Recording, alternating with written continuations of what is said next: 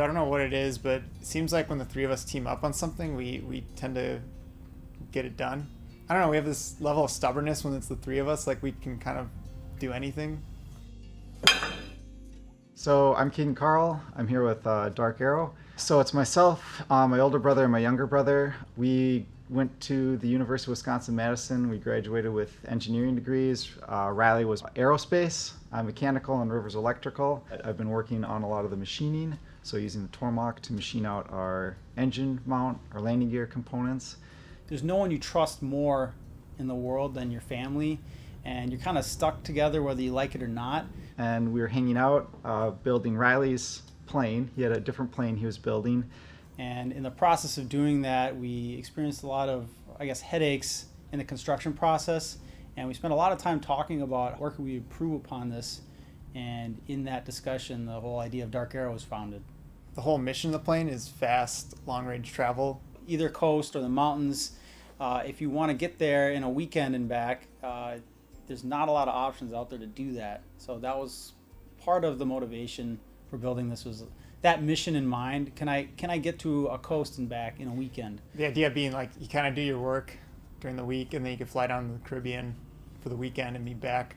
For people who aren't familiar, our airplane fits into the experimental category. And for the experimental category, there's only one big rule, which is that the buyer or the purchaser of it has to build at least 51%. So we construct the airframe components. The purchaser of it or the buyer of it assembles it like a Lego set. So you can get a higher performance aircraft for a lower cost. Our airframe is all 100% composite. So the majority of the airframe itself is carbon fiber. And one thing that's nice about that is that you can construct compound curves. And with compound curves, you can make a sleeker design. It's a high performance plane. It's kind of like going from driving, your Ford Focus up to driving like a Ferrari. There are benefits to throwing it over the wall and outsourcing it sometimes, but if you have the capability to do it all under one roof, things can happen so quickly, especially when you learn things along the way. You decide, hey, I want to change this. I did this assembly and I don't like how it goes together, or I want to add this feature or change this.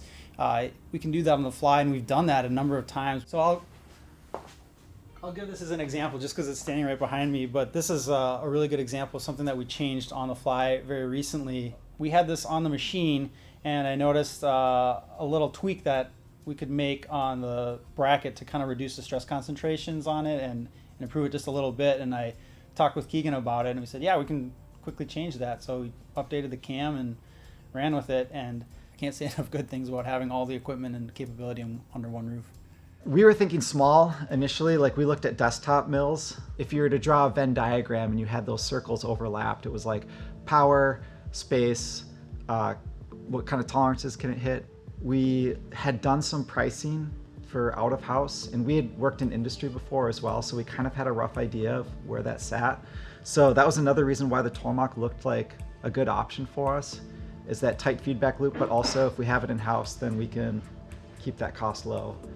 And if we can keep learning from the parts that we're making, we can continue to improve on them before we get to that production state and ship to our first customer. For the Tormach, we've mostly been working with aluminum, and we've been using it to machine out the engine mount, the landing gear, and we've been able to hit plus or minus 1 or 2 thou with the Tormach. So we've been machining out basically one part, and then we move to the next part and the next part.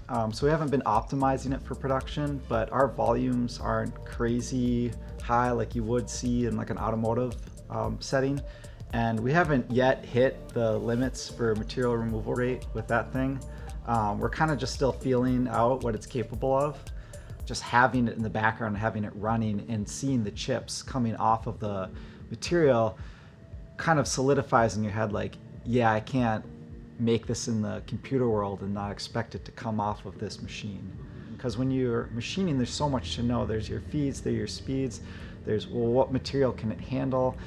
And just trying to wrap your head around all those different things all at once when all you want to do is make this final part is probably the most challenging thing, is just pulling all that information and then figuring out how to actually act on it was the thing. It's not, the machine itself is actually pretty easy and quick to learn, and it's not that difficult, and there's so many good resources available out there. It's almost like maybe part of the problem is which resource do I rely on or use. So you kind of had to learn all the stuff as you went. So it's like you haven't had someone like, because Ron and I see it, we're like, oh, that looks amazing. Like he's the man. Like he knows what he's doing. But then like you're coming at it from the standpoint of, like, you know, all these like good machinists and like, you know, kind of what they would be thinking. So it's like, that's what's cool about Saunders though, is he'll share everything, right? Yep. He'll like, hey, we just crashed this tool, but I learned this. Right. You know, here's this video about it, and it's like, oh, like he's still a cool guy, and people still buy respect stuff. him, and he still has a viable business. Okay, like I think we're okay.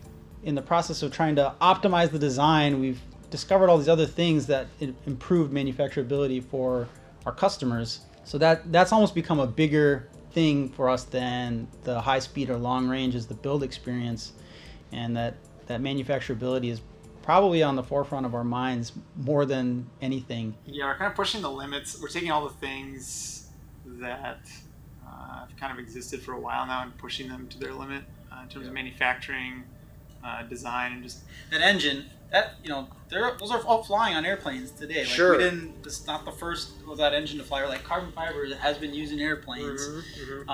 You know, and the configuration we're using is proven. Sure. But it's just like, like we do need a viable business out of this when we get this thing flying. So it's like Right. we've had a couple of guys come up to us and be like, hey, can you put this engine in it? And it's like there's not a single one flying, and like it's not clear when it's going to be done. And it's like, it's got all these great specs on paper, but it's like, if we can't bank the company on something that's like, Oh yeah. Yeah, calculated risk. Like you said, you don't want to risk the whole business to. yeah, an engine that doesn't exist. yeah. That's looks great on paper, right? Yeah, That's right. yeah. The first What are you flight. hoping? What's it gonna feel like? What's it gonna feel like? I think we've all thought about that and imagined it. I've thought about just seeing it fly for the Yeah. first time, and that's going to be pretty exciting. But then obviously the end goal is we fly the aircraft, and thinking about what it'll feel like when we fly it it's indescribable, I guess. It's exciting. Yeah, I've wondered like what's that going to be like when the plane flies. Like I have this feeling like I can't really put it into words. Like I almost won't believe it. Or like with Keegan's machining with the landing gear parts. These are things that we see in the computer for months, and then suddenly they're there, and it's this brief moment, maybe like I'd say like 30 seconds, where you're like in awe of it, and then that passes. And it's like, all right, what's next? So I almost feel like seeing the plane fly. It'll be like, oh, it flies. Now what? You know, it'll be pretty awesome for like, you know, it's I don't know, like that's like the best way I can put it, is that I feel like that we've had things already like that where it's like. It's funny, we actually had a discussion about this question, I think maybe yesterday or 2 days ago, because there's things that you visualize or you design in the computer and you see it in different forms for so long, but it's really easy to design something in the computer and see it or imagine it in your mind, and there's this slow progression and eventually it materializes, but then sometimes you'll stop and think like, hey, wait, we built this, or this was not here a year ago, and we've created this whole thing from nothing. So it's not in the moment when it materializes that you feel that sense of awe or accomplishment. It's almost after the fact. You almost have to pause and kind of take a step back and realize what you've done or what you've created, and then it kind of hits you, and that's a kind of I guess a trippy feeling then.